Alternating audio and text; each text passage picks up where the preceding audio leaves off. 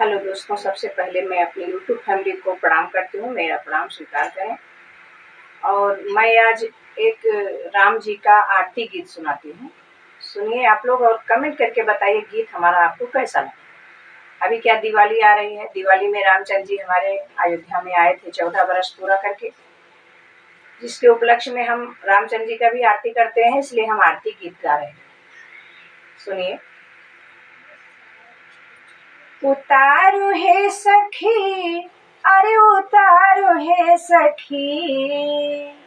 उतारू ये सखी, अरे उतारू ये सखी, कि राजा राम जी के आरती उतारो ये सखी, सीता राम जी की आरती उतारो ये सखी, राजा राम जी की आरती उतारो ये सखी, सीता राम जी की आरती उतारो ये सखी। कौने रंग राम भैया, कौने रंग लक्ष्मण, कौने रंग राम भैया, कौने रंग लक्ष्मण, कौने रंग राम भैया, कौने रंग लक्ष्मण, कौने रंग भरत भुआले सखी, कौने रंग भरत भुआले सखी, राजा राम जी की आरती उतारो ये सखी, सीता राम जी की आरती उतारो ये सखी, चारों भाइयन के आरती उतारो ये सखी, चारों भाइयन के आरती उतारो ये सखी। श्याम रंग राम बबुआ, गोरे रंग लक्ष्मण, श्याम रंग राम भैया, गोरे रंग लक्ष्मण, पीत रंग भरत भुआले सखी, पीत रंग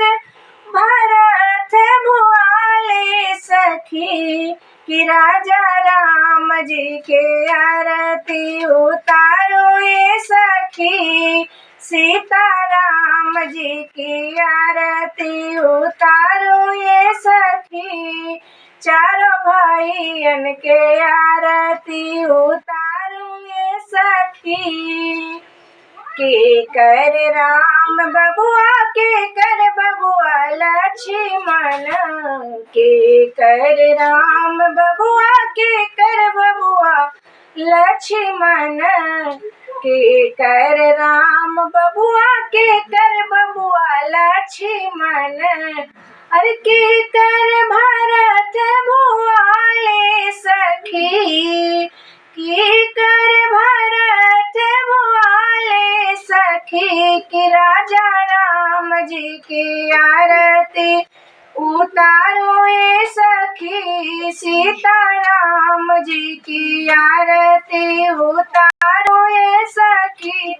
चारों भाइयन की आरती उतारो ये सखी, उतारो ये सखी, अरे उतारो ये सखी, उतारो ये सखी, अरे उतारो ये सखी, कि राजा राम जी की आरती उतारो ये सखी, सीता राम जी की आरती उतारो ये सखी, चारों भाइया के आरती उतारो ये सखी। कौशल्या के राम बबुआ, सुमित्रा के लक्ष्मण, कौशल्या के राम बबुआ, सुमित्रा के लक्ष्मण, सुमित्रा के लक्ष्मण, अरे सुमित्रा के लक्ष्मण, के कई के भरत भुआले सखी, सखी हो, के कई के भरत भुआले सखी, रानी के कई के भरत भुआ